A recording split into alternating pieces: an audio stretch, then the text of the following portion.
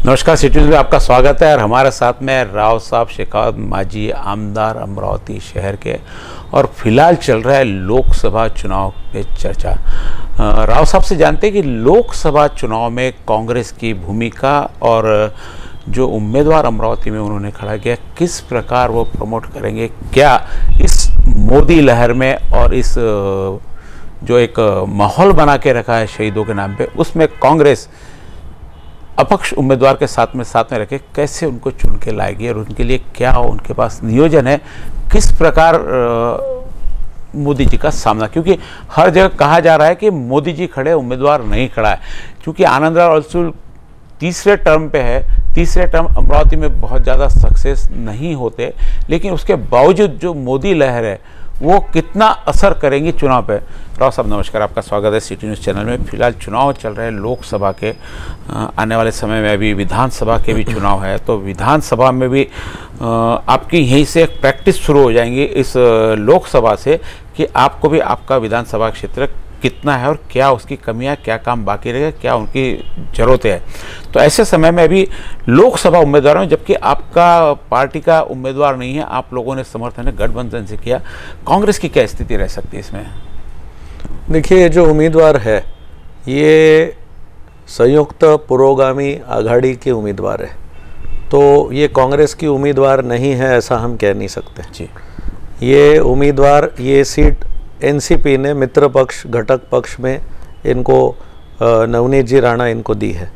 तो यहाँ पर पूरे महाराष्ट्र में कांग्रेस, एनसीपी और घटक पक्षों का मिल के ये सारा गठबंधन हुआ है, उसी में से मिला है। तो इनको परे नहीं आप रख सकते।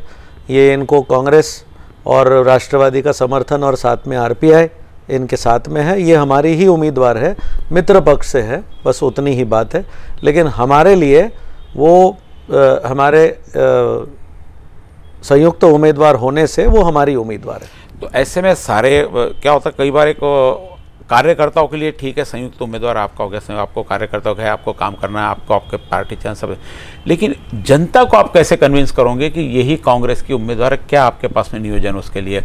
आपके सारे आमदार हैं यहाँ पे, यशोमती ताई आमदार है उसमें, और अमरावती शहर में बहुत सारे नगर सेवक है, बाहर भी बहुत सारे नगर सेवक, क्या सारे लोग उसमें काम करने को रेडी है या भी किसी और भुलाव में चल जाएंगे, लालच में चल जाएंगे वो? नहीं, सारे कांग्रेस और एनसीपी को और आरपीआई को मिलके काम करना है। सब लोग अपनी जगह काम कर रहे हैं। जब उन्होंने नामांकन दाखिल किया तब मैं खुद मौजूद था। वहाँ पर काफ़ी सारे कांग्रेस राष्ट्रवादी के लोग थे, और कुछ लोग जो नगर सेवक या मान लीजिए कांग्रेस के लोग उपस्थित नहीं थे, उनसे भी बातचीत हुई है रवि राणा की, और हमारी भी बातचीत हुई है। बहुत जल्द सब लोग काम से लगेंगे। जहाँ तक जिले की बात है, जिला अध्यक्ष बबलू देशमुख, इन्होंने भी कल बैठक ली थी। इसमें सारे कांग्रेस के वहाँ के जिला परिषद है या पंचायत समिति है या एमएलए है, वो सब वहाँ मौजूद थे, और साथ ही साथ एनसीपी के सारे नेता वहाँ ऑलरेडी पहले से ही थे। सभी को काम से लगना है। राजेंद्र गवई साहब वहाँ थे, हमारे शहर अध्यक्ष बोरकर जी वहाँ थे। तो ऐसा कुछ नहीं है, ये उम्मीदवार हमारी सबकी है, और ये सेक्युलर फोर्सेस को लाना है, उसी को एक मद्देनज़र रखते हुए हम सब काम करेंगे। जैसे आप सेकुलर फोर्सेस की बात करें, पूरे देश में प्रचार चल रहा है अभी कि 543 सीट पे आप कैंडिडेट में देखो, मोदी जी को देखो, मोदी जी के नाम पर। अमरावती में भी ऐसी चर्चा चालू है कि नवनीत राणा भी चुन के आएंगी तो मोदी जी के साथ में जाएंगे, अरसुल भी चुन के आएंगे तो मोदी जी के साथ में रहेंगे, फिर कांग्रेस कहाँ रह जाएगी? नहीं, इस बात के दो जवाब है कि जहाँ तक मोदी जी का आप जो कह रहे हैं, वो एक लहर थी, और एक लहर लोगों को बहुत आशा थी कि जैसे उन्होंने जो वादे किए थे कि भाई 15 लाख आपके खाते में आएंगे, वो लोगों ने देख लिया है क्या हुआ है। 2 करोड़ लोगों को नौकरियां मिलने वाली थी, वो भी लोगों ने देख लिया, हमारे यहाँ कोई नौकरियां नहीं है, उद्योग धंधा नहीं है। जहाँ तक पेट्रोल डीजल के दाम है, कांग्रेस के समय कांग्रेस को कोसा जाता था, वो दाम भी दुगने हो गए हैं, महंगाई बढ़ गई है। तो जो एक लहर जो थी, मोदी लहर जिसको आप कह रहे, वो लहर मुझे तो दिखाई नहीं दे रही है। किसानों में बहुत उदासीनता है, किसानों को भी कोई मुआवजा मिला नहीं है, और उनके जो फसल है उसका जो दाम मांगा था, ये मिनिमम सपोर्ट प्राइस का कैलकुलेशन ही समझ में नहीं आया। उसमें जो लोगों को मिलना था वो भी नहीं मिल पाया है, और किसानों के खाते में न पैसे आए। आत्महत्या का ये आप संख्या देख लीजिए, इतने बड़े तादाद में आत्महत्या होना, ये खुद क्यों आदमी आत्महत्या करता है जब सारे प्रयास उसके विफल हो जाते हैं? तो मुझे कोई लहर दिखाई नहीं दे रही। आपका दूसरा प्रश्न क्या था उसी में से? उसी में एक उप प्रश्न था आपका। यही इसी प्रश्न पर घूम रहे थे कि क्या कांग्रेस वाले पूरे उनके साथ में रहेंगे, और जनता को कैसे आप समझा पाएंगे कि यही कांग्रेस की उम्मीदवार है? आपके कार्यकर्ताओं में तो नहीं, वो हमारी उम्मीदवार है। जनता को सब पता है। और दूसरी बात यह है, वो पहला चुनाव लड़ चुकी है। पहले चुनाव में भी उन्होंने अच्छे वोट लिए थे, लेकिन उसके बाद वो कोई अपने घर बैठी नहीं। तब से लेकर के पिछले 5 साल से लगी है, पूरे ज़िले में जा रही है, लोगों से मिल रही है, दुख सुख में जा रही है। वो जितना मतदार संघ में पहुंच रही है उतना शायद ही कोई पहुंच पा रहा है। और साथ ही साथ मेलघाट के दुर्गम क्षेत्र में, वहाँ भी गांव, वो हथनूर एक गांव है जहाँ तो कोई जाता भी नहीं है, वहाँ तक भी चली गई। तो वो उनका संपर्क बिल्कुल कायम बना हुआ है पिछले 5 सालों से। और एमएलए रवि भाऊ राणा है, वो अपने बडनेरा क्षेत्र, उनका 2 टर्म उनके हो चुके, वो भी वहाँ लगे हुए। इतनी अच्छी उम्मीदवार थी तो फिर आपने उनको समर्थन दिया, उसके बाद फिर कांग्रेस से उम्मीदवारी क्यों नहीं दे दी उनको? कांग्रेस के चुनाव नहीं, क्योंकि ये सीट राष्ट्रवादी की थी। अच्छा, आपके नहीं, हमारे कोटे में नहीं थी। पहले से ही जो सीटों का राष्ट्रवादी का राइट है, राष्ट्रवादी उनको देना चाहिए या राष्ट्रवादी किसको देना चाहिए? कांग्रेस के अधिकार क्षेत्र में हाँ, सोचा दिया जी, बिल्कुल। राष्ट्रवादी के घटक पक्ष में से मित्र पक्ष में उनको टिकट मिली है, तो वो तो पूरा अलायंस ऊपर के लेवल पे हुआ है।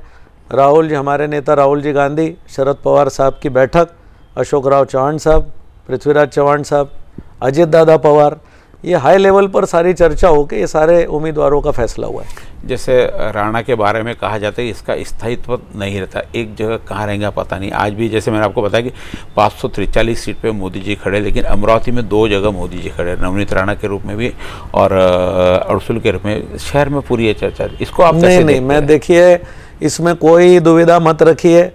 इनको परख के हमारे नेताओं ने, शरद पवार साहब ने और राहुल जी ने, अशोक राव जी ने इनकी टिकट फाइनल की है। तो और जहाँ तक वो घटक पक्ष का मतलब हुआ, मित्र पक्ष का मतलब हुआ कि राष्ट्रवादी के लेटर हेड पे ये चुनाव आयोग को दिया गया है कि ये हमारा घटक पक्ष का उम्मीदवार है। भी बंधन रहेगा सारा, इनको 100% बंधन है। जो लोगों को ये गलत अफवाहें फैलाई जा रही है, मैं आपके माध्यम से सोजतिया जी ये जनता को स्पष्ट करना चाहता हूँ कि जब मित्र पक्ष में जुड़े हैं तो आपने साइन किया है, आपने चिन्ह जो लिया है वो मित्र पक्ष में लिया है, राष्ट्रवादी के लेटर हेड पे ये चुनाव आयोग को गया। आप ऐसा बिल्कुल नहीं कर सकते कि यहाँ से आपको टिकट मिली और चुन के आया और कहीं और चल दिए। ऐसा होगा तो फिर ये, मैं तो समझूंगा बहुत सारे फिर पूरे देश में बवाल मच जाएगा। ऐसा नहीं हो सकता है। ये 100% ये सेक्युलर, टेक्निकली रूप से भी नहीं जा सकते, टेक्निकल भी नहीं जा सकते, कुछ नहीं जा सकते। ये बात बिल्कुल सोच समझ के हमारे नेताओं ने इनकी टिकट फाइनल की। रवि राणा को यहाँ पे एक जुगाड़ू नेता करके हम लोग सब देखते हैं कि कहीं पे भी जुगाड़ करके, कहीं पे जैसे सारी चीज़ नहीं होता कि एक अमरावती का पक्ष भी उन्होंने महाराज जैसी बड़ी संस्था को पक्ष में अपना पक्ष डाल के यहाँ पे सीट हासिल कर ली। और इससे पहले भी वो 2 टर्म आमदार रहे हुए, अभी तीसरा टर्म अब आएगा। 2 टर्म में भी आमदार जो सरकार रही उनके साथ में रहे, कांग्रेस रही तो कांग्रेस के सरकार में साथ में रहे, राष्ट्रवादी का पावर है तो राष्ट्रवादी के साथ में रहे, अभी बीजेपी है तो बीजेपी के साथ में। कहते हैं कि मुख्यमंत्री से बहुत ज़्यादा नज़दीकियाँ भी हैं उनकी। देखिए, वो इंडिपेंडेंट एमएलए, उनके अपना निर्णय जहाँ तक है। लेकिन मैं एक बात, एक तरफ आप कह रहे कि जुगाड़ू है या लोगों में से एक शब्द आता है गारूड़ी है, तो उसका जवाब मैं एक बात दूंगा। वो अपना मतदार संघ का काम करने के लिए, वो इंसान जो भी करता है उसने अपने मतदार संघ का विकास किया। जी। और मतदार संघ का विकास करने के लिए एक इंडिपेंडेंट एमएलए को उतना इंडिपेंडेंस है कि वो किसी और सरकार के पास तो जाना ही है ना। मैं कांग्रेस का जब एमएलए था, आज कांग्रेस का कोई एमएलए है, सरकार महाराष्ट्र में बीजेपी की है, सीएम के पास जाना है तो अगर वो गए मतदार संघ का काम लेके, और आपने कहा वो कैसे क्या गए, तो वो घर बैठ के तो काम नहीं हो सकते लोगों के। जी सही है। तो उन्होंने जो भी कुछ किया है उसमें से उन्होंने अब वो अपने जुगाड़ से जो उन्होंने काम लाए वो आखिर वो जनता के ही हित के। उनका खुद का क्या हित है उसमें? जैसे इनके अभी बोला जाता है कि 2 कैंडिडेट खड़े थे, एक कंपेयर किया जाता है कि भाई कौन काम कर सकता कौन नहीं कर सकता। तो अरसुल साहब के पास में काम की लंबी लिस्ट है कि उन्होंने क्या किया, उनका अनुभव है, उनके अनुभव और काम के आगे इनका प्रेजेंटेशन अपन कैसे करेंगे। नवनीत राणा को भी जाना कि मैं क्या, ठीक है आपने कहा कि वो मतदार संघ में बहुत मिली, बहुत गई, सबसे मिली, संपर्क अच्छे है, लोगों के पर्सनल लोगों से मिलना जुलना, व्यक्तिगत नाम से सारे लोगों को जानती है पूरा, पर हर प्रोग्राम अटेंड करती है, जितने लोग घर पे आते हैं सबको मैनेज करती है सारी चीज़। लेकिन इसको सारे लोगों को वोट में कन्वर्ट करे, क्योंकि उनके जो भी प्रोग्राम है होते भीड़ के मामले में रवि राणा की मुझे कहीं विदर्भ में पूरी बराबरी नहीं दिखती कि भीड़ जमा जो वो कर सकते, चाहे जो प्रोग्राम, चाहे दही हांडी का प्रोग्राम ले लो, चाहे फॉर्म भरने का प्रोग्राम, फॉर्म भरने का लीजिए 10,000 लोग थे, धारणी में कोई चीज लो, तो भीड़ जो जमा करनी होती है, वही जो मैं आपको बोल रहा हूँ जुगाड़ तंत्र जो रहता है, भीड़ जमा कैसी करनी है। यदि भीड़ का मैनेजमेंट यदि महाराष्ट्र में रवि राणा के पास देती है तो सब जगह भीड़ उपस्थित करते हैं, ऐसा उनका स्वभाव है।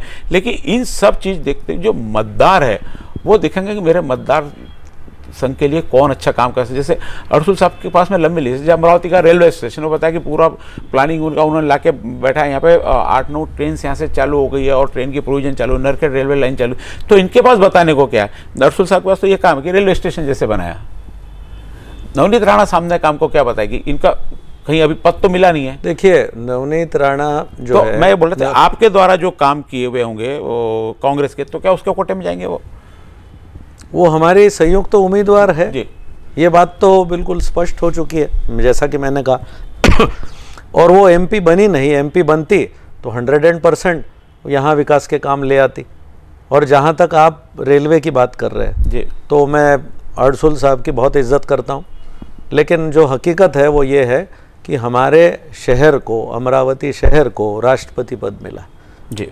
और मेरी माताजी श्रीमती प्रतिभा जी पाटिल इस देश की राष्ट्रपति बनी। ये उनका शहर है अमरावती।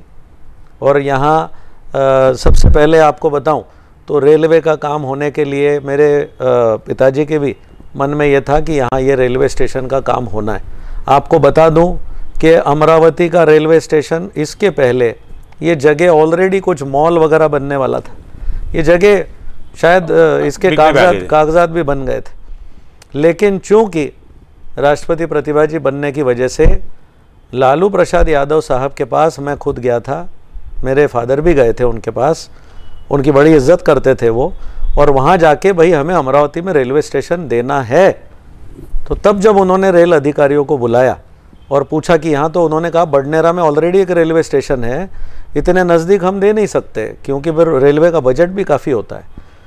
तब जो है उसमें प्रतिभा जी ने वहाँ पे उनसे बात करी लालू जी से, उन्होंने वादा किया, यहाँ एक बड़ा प्रोग्राम हुआ, लालू प्रसाद यादव साहब, अमरावती की जनता जानती है कि वो यहाँ आए, और उन्होंने कहा ये क्योंकि ये राष्ट्रपति का शहर है इसलिए मैं आपको मॉडल रेलवे स्टेशन दे रहा हूँ।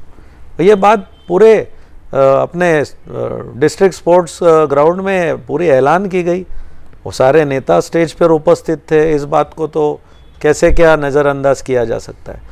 तब जाके ये रेलवे स्टेशन बना है, तब जाके इतनी सारी गाड़ियाँ, अम्बा देवी जो हमारी आराध्य देवी है, वो देवी के नाम से, अम्बा देवी के नाम से अम्बा एक्सप्रेस शुरू हो गई। उसके बाद तिरुपति बालाजी जाने के लिए ट्रेन शुरू हो गई, फिर गुजरात जाने के लिए हो गई, मध्य प्रदेश जाने के लिए हो गई, कई सारी गाड़ियाँ शुरू हुई।